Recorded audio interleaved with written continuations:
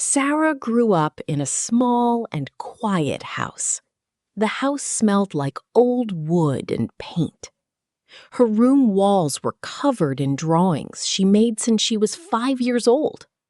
Her mother always smiled when she saw Sara's sketchbooks piled on the floor. Her father never understood art, but he never stopped her from drawing either. Every evening, Sara would sit by the window and sketch whatever she saw outside. The world to Sara was never just a place. It was always a painting waiting to happen. The day Sara got accepted into the College of Fine Arts, she cried alone in her room. She held the acceptance letter with both hands and read it over and over again.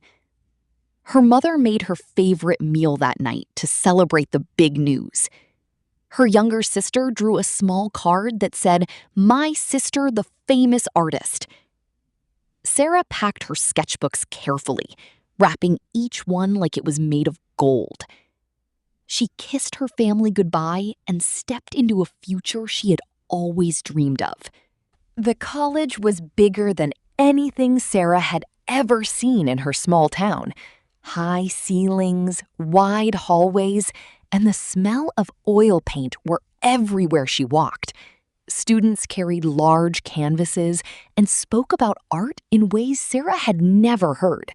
She stood at the entrance, holding her bag, feeling small but deeply excited inside. A professor walked past and noticed her sketchbook peeking out from her bag. He smiled and said, "You look like someone who has something to say with paint." In her first drawing class, Sara chose a seat near the window with the best light. The assignment was simple: draw an object using classical shading techniques. Sara picked up her pencil and began with slow, careful, and deliberate strokes. Her drawing had a quiet beauty, like something taken from an old European museum. But a girl named Diana leaned over and whispered, "That style is so outdated." Sara said nothing, but her hand trembled slightly as she continued drawing. Diana had long red hair and always walked like the college belonged to her. She had two friends, Mia and Sara, who laughed at everything Diana said. They called Sara the antique girl because of her classical drawing style. In the hallway, they would pass her work on the board and make quiet comments. Sara heard every word, but kept her face calm and her head straight forward. At night, alone in her dorm room, she pressed her face into her pillow and cried. One morning, Sara sat alone in the courtyard, sketching the old fountain quietly. A girl with paint-stained hands and warm eyes sat beside her without asking. "Your shading is incredible," the girl said, leaning close to look at the drawing. Her name was Lena, and she had a loud laugh that made everyone around her smile. That same day, another girl named Hannah brought Sara tea without being asked.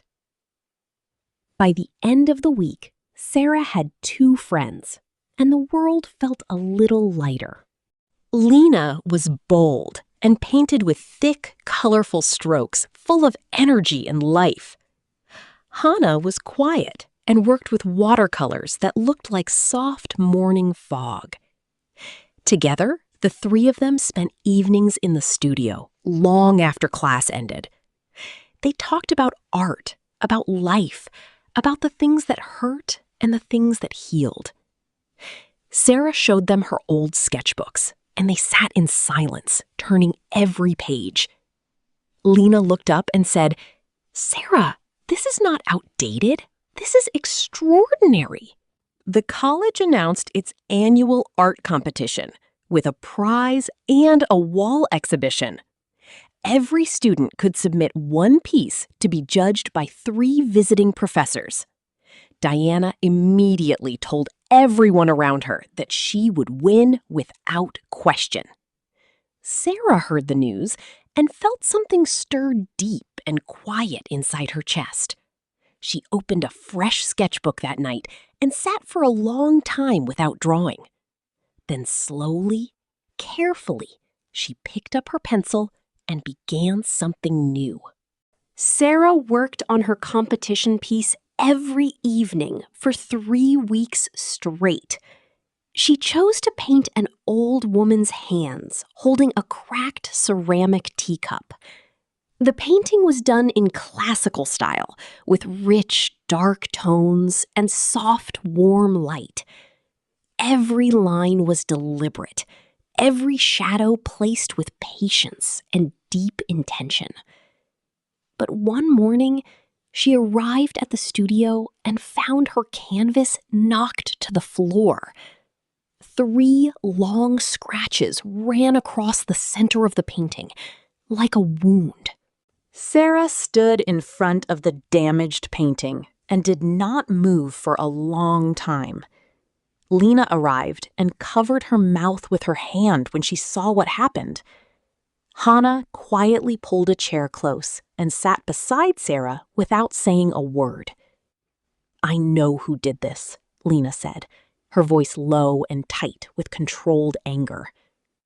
Sara shook her head slowly and said, "It does not matter. I will start again." She turned the damaged canvas against the wall and opened a new one that same hour. Starting over was harder than Sara had ever imagined it would be. Her hand felt stiff, and her confidence had cracked along with the canvas. She sat in front of the blank white surface for 2 full days without a single stroke. Hannah brought food to the studio and left it beside Sara without disturbing her. On the 3rd night, Sara picked up her pencil and whispered to herself, "Just begin." The lines came back slowly, like an old song she had almost forgotten the words to. One afternoon, Lena took Sara to the old museum on the edge of the city. The walls were lined with classical paintings from centuries long ago. Sara stood in front of a large, dark painting of a woman reading by candlelight. She felt something move inside her that she could not describe with any words. "This is what you do," Lena said quietly, standing beside her. "You paint like this." Sara looked at the painting for a long time, and something in her became certain. Back in the studio, Sara painted with a focus she had never felt so clearly before. Her brush strokes were slow, but each one carried the weight of real intention. The old woman's hands took shape again, more alive this time, more honest. Diana walked past the open studio door and slowed her steps without stopping. For just one moment, her expression changed into something that was not cruelty. Then she walked on, and Sara kept her eyes on her canvas and continued working. 2 days before the deadline, Sara's painting was nearly finished and almost perfect. But that night, she received a message from home. Her father had fallen very ill. She sat on her bed, holding her phone, staring at the screen without blinking. Lena and Hannah came immediately and sat on either side of her on the small bed. Sara did not cry that night. She just sat very still and held her friend's hands.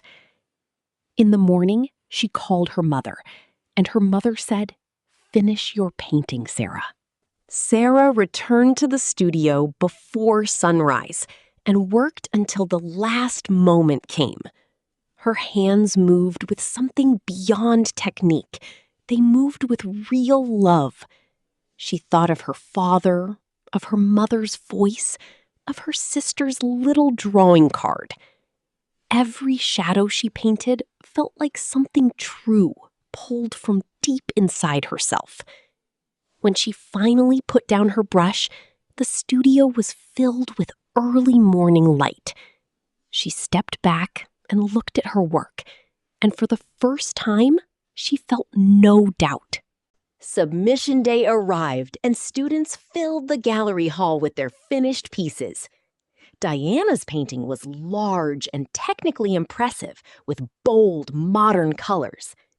Sara's painting was smaller and quieter, but it stopped people where they stood. A visiting professor leaned close to Sara's work and studied it without speaking. He moved back, then leaned close again, as if the painting was pulling him forward.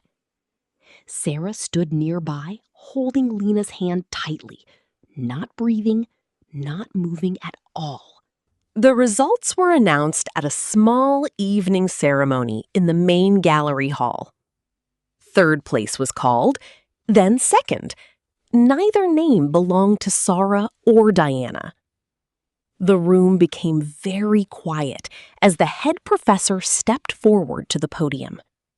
He spoke about one painting that reminded him of why classical art still matters today. He spoke about patience, honesty, and the courage to paint what others call old. Then he said Sara's name clearly into the quiet room, and the walls seemed to breathe. Sara walked to the front of the room on legs that did not feel like her own. Lena was clapping loudly from the back, and Hannah was wiping her eyes quietly. The professor shook Sara's hand and said, "This painting belongs in a museum." Sara looked out at the room full of faces and found her own voice surprisingly steady. "I painted this for my father," she said, simply, "and for everyone who ever doubted me." Diana stood in the back of the room, and for once, she said absolutely nothing at all. Sara's painting was hung on the main wall of the college gallery for the whole semester. Students she had never spoken to stopped her in the hall to say they loved her work. Even Mia, one of Diana's friends, came quietly and said, "I'm sorry for before." Sara nodded and smiled, not because she had forgotten, but because she had grown. Her father recovered slowly, and she called him every evening from her dorm room. He still did not fully understand art, but he kept a photo of her painting beside his bed. At the end of the year, Sara sat by the same courtyard fountain where she met Lena. Her sketchbook was open on her lap, and her pencil moved with calm and quiet confidence. Lena dropped down beside her and stole a piece of her chocolate without asking. Hannah arrived a moment later, carrying 3 cups of tea balanced carefully in her hands. Sara looked at her 2 friends, then at her drawing, then at the wide sky above them. She smiled to herself and thought, "This is only the beginning, and I am ready."